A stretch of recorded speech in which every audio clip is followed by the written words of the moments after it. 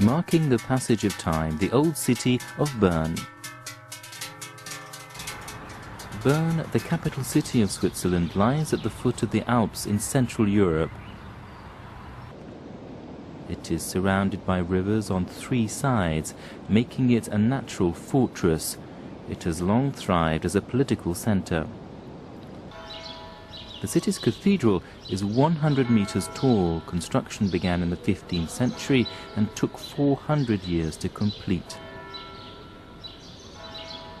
From the top of the cathedral tower, people can see all of the old city, where the medieval townscape, inscribed as World Heritage, remains intact.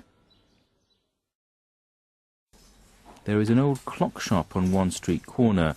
Clockmakers, along with the industries of other skilled craftsmen, flourished in Bern.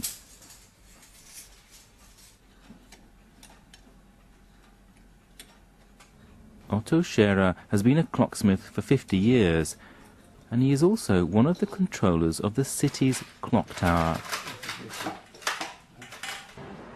The clock tower standing on the main street is known as Sitzglocke. It has been keeping time in Bern since the 16th century. Built-in dolls come out of the clock at noon each day to dance around and tell the time.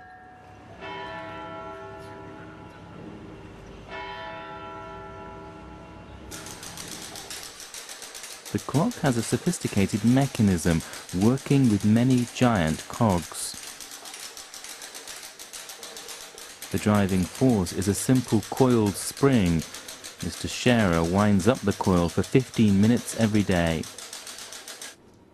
And he adjusts the time by changing the length of the pendulum.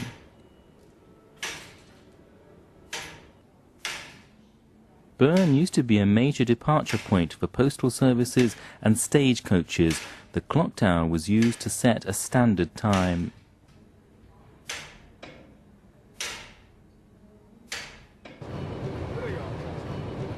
A world-famous scientist in physics lived in the town in the early 20th century, Albert Einstein. He introduced his famous theory of relativity during his time in the city.